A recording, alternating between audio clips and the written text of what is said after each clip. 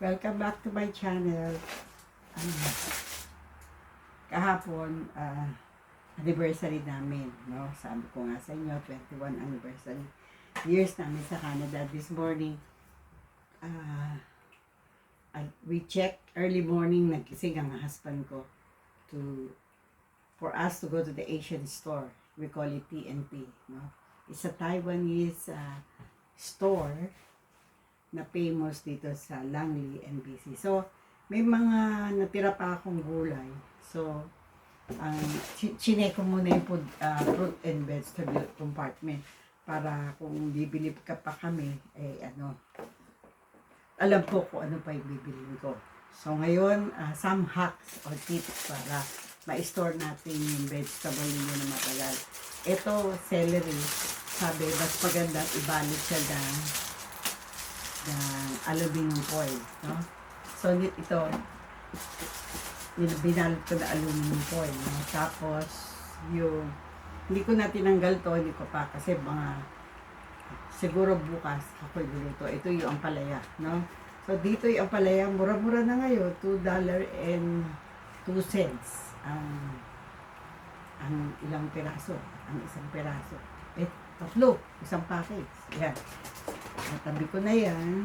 Tapos, yung katulad nito, yung apple ko, medyo 2 weeks na to, kaya lang, ang maganda sa apple, kung gusto mo medyo tumagal, punasan mo, linisin mo, bago mo i-store, no?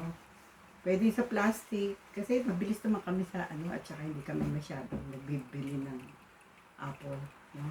So, let me see. Ngayon, ano pa ba? Oops.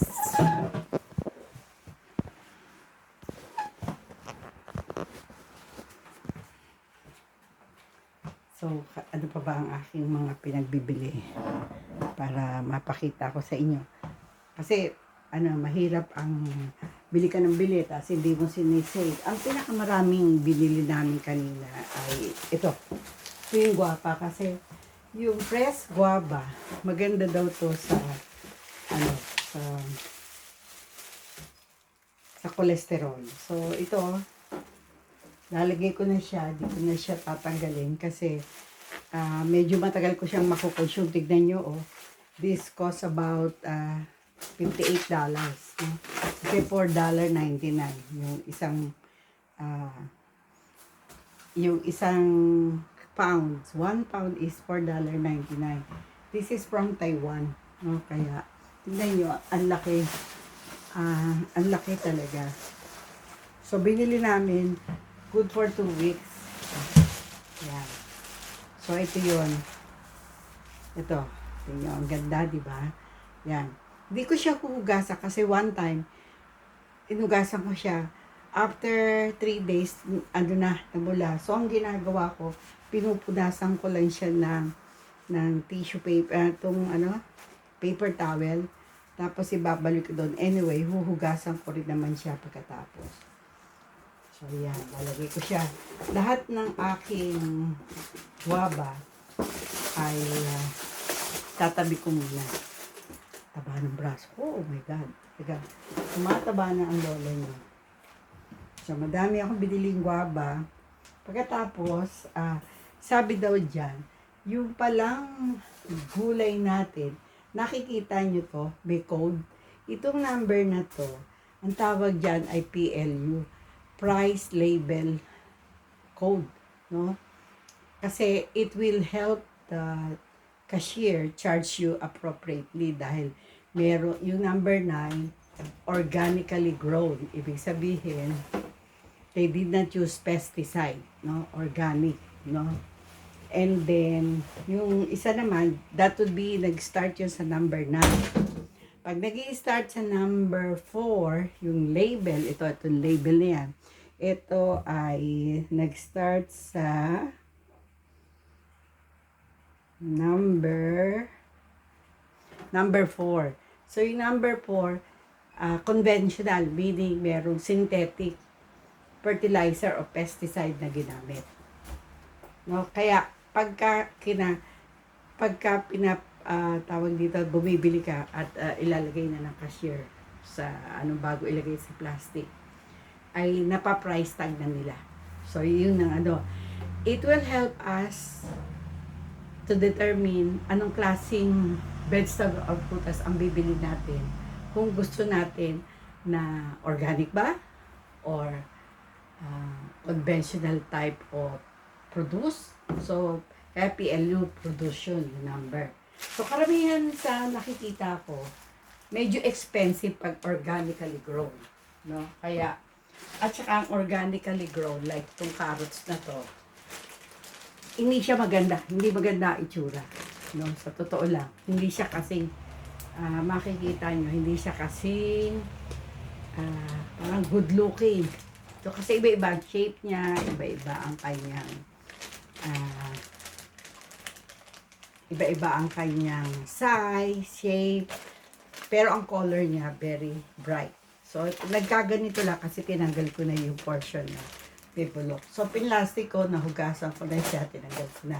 So, konti-konti lang kasi hindi naman kami masyado. No? Ako lang naman mahilig mag-carrot. So, lalagay ko to together with ito, yung beans. Sa ating Baguio beans ang tawag. Yan.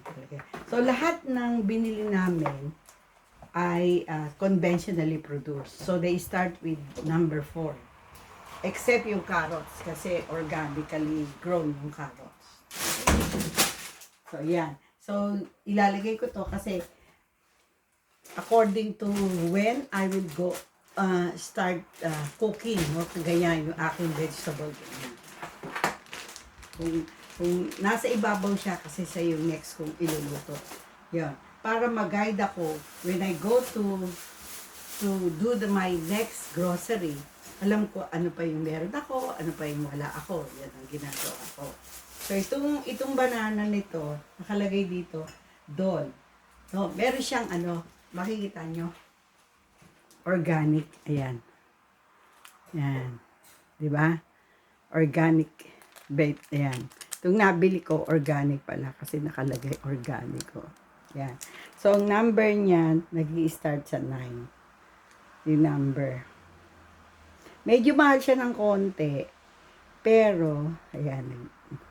Oh, yeah. 9 nga ang start nito. Yan. May number dyan. So, ito, hindi mo na kailangang ilagay sa fridge. No? Pero, ang the best na gagawin mo, lalagyan mo ng plastic sa ibabaw. No? Itong ibabaw niya para hindi lahat. Kasi, especially pag matanda ka na, hindi ka makakain ng napakaraming banana. Minsan, hati lang kami ng asawa ko sa isa. Kasi mataas sa potassium eh. May hirapan yung kidney namin. No? So, ito nasa labas lang to. No? Ilalagay ko yan sa labas. Tapos ito, another mini cucumber. So, nag-start din siya sa 4. Product. Tapos malalaman nyo, kaya kailangan tinitignan. Product din siya ng Canada. Yan, product of Canada. Yan. So, yan din. Ito yung mga una kong kakainin. Yan, yan. Sometimes, yan. Pagkatapos ko silang hugasan, lalagyan ko sila ng plastic para hindi masyadong masira.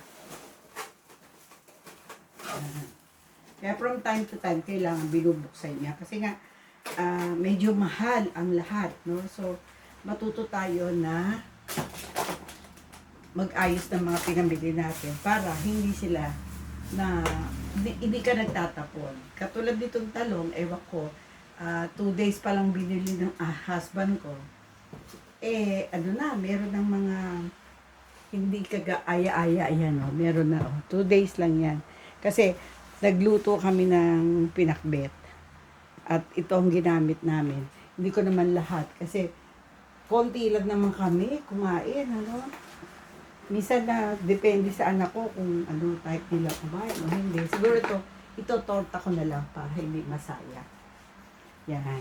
So, sabi ko sa husband ko, buti na lang, binili ko lang puro putas. Yan. So, very important tong point. Kasi ito, imbis na ito ang ginagamit sa baking. Kasi, very seldom kami gumamit kasi ang ginagamit na lang namin yung tawag dito, yung papel. Anong klase papel yun? ah, I forgot yung ginagamit din sa baking. Sometimes I forgot so instead na hindi namin siya magamit, pinopoil namin. So maganda yung yung vegetable compartment mo. At the same time, alam mo. So itong nangyayari, kapag bili ka ng bili, tapos hindi mo na-check kung anong laman ng rep mo in 2 weeks time, nagbubunga na. So siguro nung binili ng asawa ko to, medyo mature. Which is good din kasi itatanim ko na siya. Pagka maganito, itatanim ko na siya. Itong kagandahan ng meron kang lugar na pagtataniman para pag medyo na over, hindi ka masyadong nagulay for that week, meron kang place para, kasi hindi mo itatapon. Tapos yung iba kong gulay, ibabaong ko yon yung mga pinagtabasan ng gulay, ibinabaw. So, ayan yung makikita nyo, ito. Ito yung vegetable compartment ko. Yan. Yan. Hindi siya masyadong malaki. Kasi gayon, yung bahay, maliit siya. Hindi siya masyadong malaki. So, pero yung mga gamit ng previous owner, pagkalalaki. No? So, yung mga appliances. Pero of course, wala naman silang iniwang magamit kasi sabi namin, nung tinatanong kami, alin yung gusto namin among the things na nandun pa, sabi namin, we already have some of those things, no? Kaya, dahil sa maliit lang yung space, sabi namin, go ahead, get all those na pwede yung madala. Kasi, sa iba, hindi napapakilala yung, yung nagtitinda ng bahay. Pero so far, so good. Yung nabilhan namin itong house na to, ay Iris. So, the time na nakiklean siya, nagkaroon kami ng chance to interact with, no? Yun, aksidente lang yun, pero, yun, maganda yung, nakita namin yung, sinundan namin pamilya na maayos, kaya, yung bahay maayos din.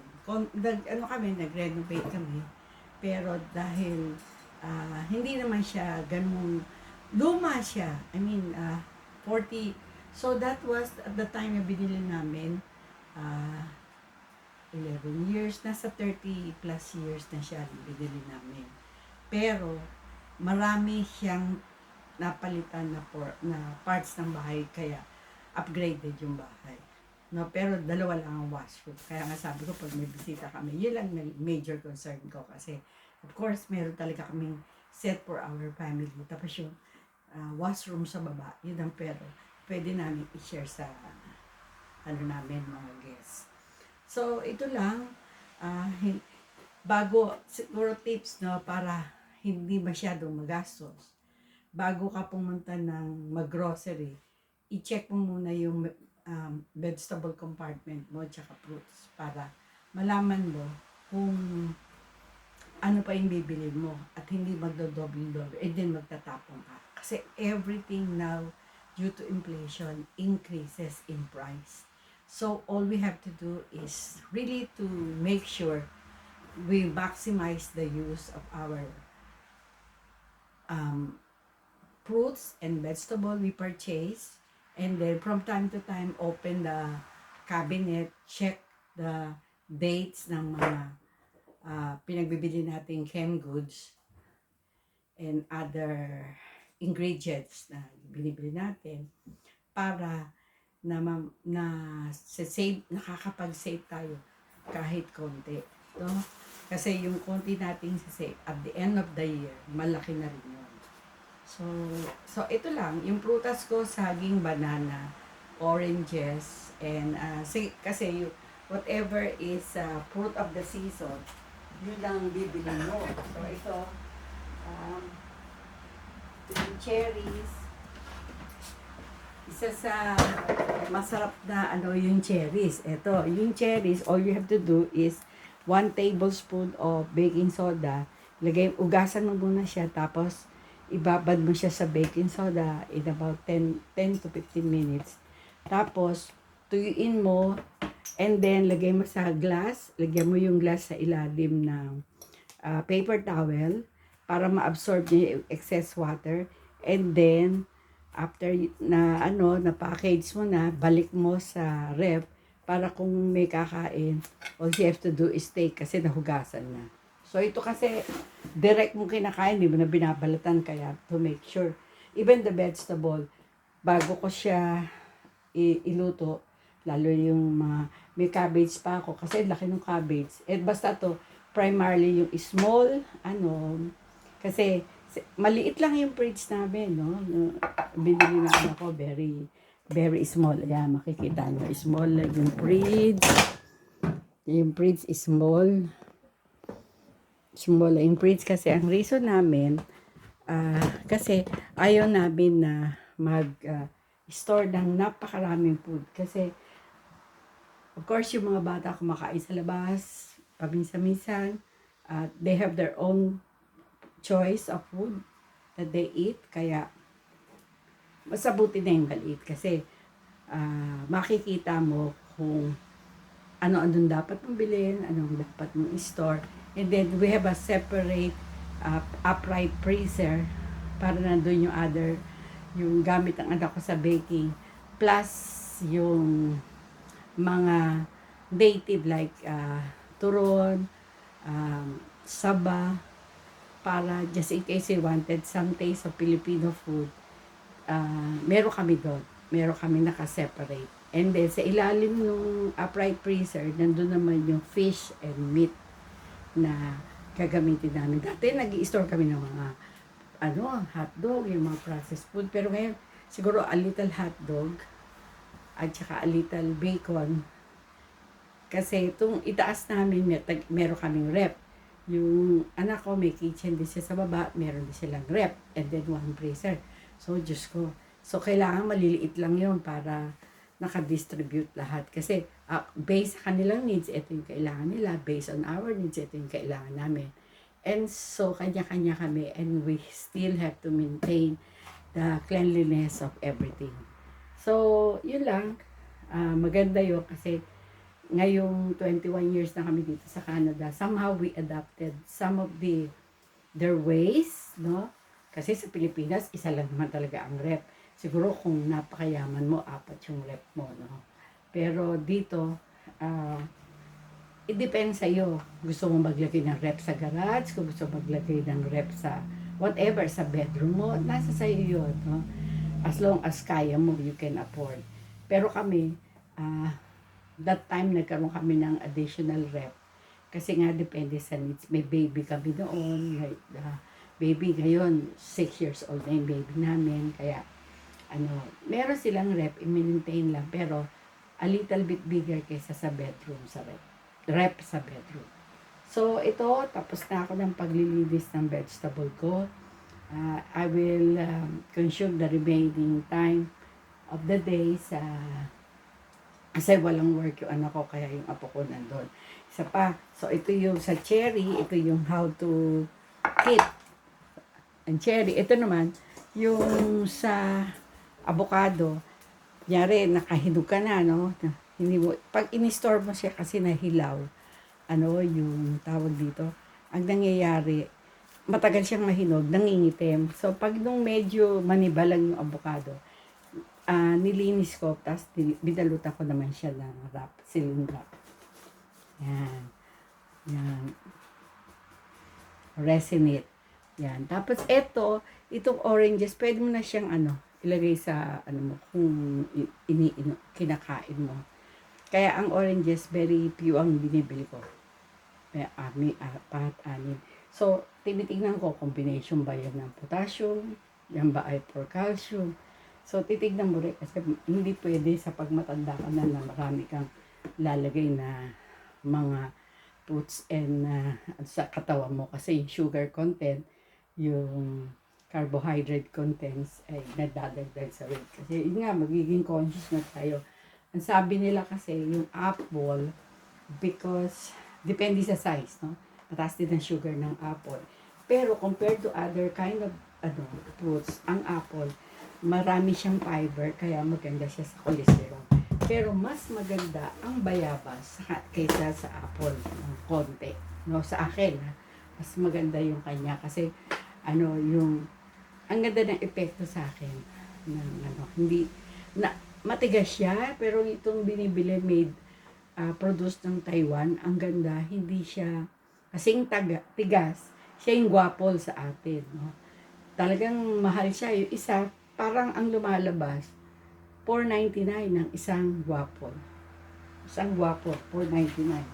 Pero, sa akin naman, medyo namamahalan ako, pero sabi ng asawa ko, kung gusto mo at saka gusto mo ng healthy living, bilhin mo yung gusto mo kasi di ka na naman bumibili ng mga luxurious item. Ito lang ang luxury na to sa akin, yung pagkain ko ng apple, ng guava apple, at saka lychee, at saka itong cherry. Kasi ito yung fruit in season sa amin, cherry, peras. Ang peras naman all year round. Kaya lang ngayon, mas marami ang peras. Ang cherry, usually summer. No? Yung strawberries, may tanim akong strawberries.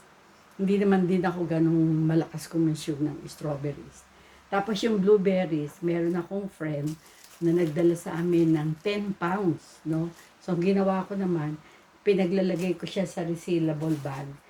Winas ko, nilagyan ko rin ng baking soda, and then dinry ko, pinat ko, at inilagay ko sa ziplock para enough para sa isang timplahan. Kasi ginagawa ko sa strawberry, sa blueberry. Blueberry kasi sabi napakalakas parang strawberry. Pagka nagre-research ka, nakikita mo yung blueberry ang isa sa mga recommended for senior. So, nung sinabi sa akin na, isang bag, 10 pound, isang box ay $25 lang. Ano pa, didrop pa sa bahay namin. Binili ko agad kasi normally pag bibili ka, nakapackage sa maliit na container, mga ganito, it would cost you about $4.99. Maliit pa dito. No? At hindi mo alam kung hand-pick. Iyon hand-pick. No? Kasi siguro na they also employ some new immigrants to hand-pick the blueberries. So, as a support, and at the same time, nag-benefit din naman kami kasi alam naming malinis at organically grown. Meron na kaming supply. Yung supply na abot yun hanggang September. Pero pagka lumuang uli yung freezer ko, baka kung meron uling another second harvesting ng at tinawag kami at bibili na naman ako para hanggang end of this year, meron kaming supply ng blueberries. Kasi bibili ka ng blueberries na sa Costco na nakapackage, yung parang na-wash na, parang pinerserve na. Of course, may added preservative na yun aside from the fact that during the time that they are growing sa field, meron silang in-spray. So, masabuti yung tinitinda yung produce in Canada. So, yan lang masishare ko sa inyo sa bago magtapos ang buwan ng July. Maraming event, lalo ngayon, dami. Itong araw na to, last week of July, ang daming activities sa Langley, sa Suri. Pero dahil it's a rainy Sunday, my husband and I decided to stay. Ang binili lang namin, hinabol lang namin, early in the morning, baka kasi nagbaka sakali kami na merong tindang pressed guava from Taiwan. Kaya maaga kaming nagising. Yung aga naming gising, sa totoo lang, past 11 na yon. Sa aming mag-asawa, maaga yon. Kasi we usually wake up to 1 o'clock, 12. Kaya maaga na rin yun. Anyway, maaga-aga kaming natulog kagabi kasi walang impeachment video kami pinanood. And kaya yun, maaga pa lang ang gising namin pero naantok na kami. Maya-maya antokin na kami kaya nag-coffee na kami. Imbis na mag-coffee kami sa McDonald's or sa Tim Horton, nag-brew na lang ako ng coffee kasi meron naman akong Tim Hortons coffee. Ito, yan. Kaya kami nagkape na mag-asawa. At meron din kaming donut and from Liz Donut. Kaya okay na kami for this afternoon. Again, maraming salamat for continue viewing. Shout out kay Malu Montero. Nakita niya na at kay yung dati naming senior psychologist sa Dangerous Drugs Board, si Ano ba pa pangalan ni, Lakaba? Yon, si Miss Lakaba ng Dangerous Drugs Board, no? I think nag-retire na rin siya. Sabi niya, at tagal na nyo na pala dyan kasi nag-view na pala sila ng aming video ni Rene. So most of the time, ako yung nagbibideo kasi yung asawa ko, mas busy siya sa garden o kaya nanonood siya ng favorite show niya. Ngayon, talagang busy. Basta kami, pag Saturday ng hapon, time namin yun sa church. Kasama yung aking bunsong anak at saka yung dalawa kong apo. And then, yung isa ko naman, yung daughter-in-law kong isa, Sunday naman sila, 11 o'clock mass. Kasama naman yung anak niya. So, kapag serve na kami sa Lord, and salamat, hindi bang kami ngayon kumakanta sa choir at nagle-lecture yung asawa ko, wala na. Kasi sabi niya, Lilo na siya ngayon. Sarap sanang kumanta sa choir, pero yun, yung mga ganon ang mga nangyari dito sa amin sa Canada. So, if you like my videos, share or like it and share. Kung meron kayong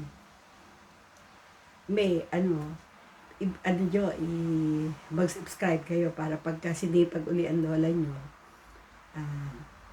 makikita ninyo ang aking video. Very seldom sumasama yung asawa ko, pero nandiyan lang sa tabi ko, kaya lang may ginagawa siya. Shy daw siya, shy. So, thank you so much for always joining me. And sana you're all in good health. Walang lindol, walang fire. At ayos sana ang ating government para uulad ang Pilipinas. At alam ko, napakaganda ng Pilipinas kasi chine-check namin lahat. Kahit meron tayong problema, we're still hopeful and thankful na lahat ng bansa sa Asia ay umunlad. Because, syempre, Asian din pa kami kahit na Canadian na kami for about 21 years. Nandun pa rin yung aming puso bilang isang Pilipino. Goodbye and enjoy the next few hours of the day, of your day. I don't know what time sa inyo, kung saan man kayo naroroon, kung saan provinces o saan country kayo. Basta, shout out to Marian Olan, Conchita Laceda, Deng Paraiso, Josie Aquino, at marami pang iba. Thank you and bye-bye.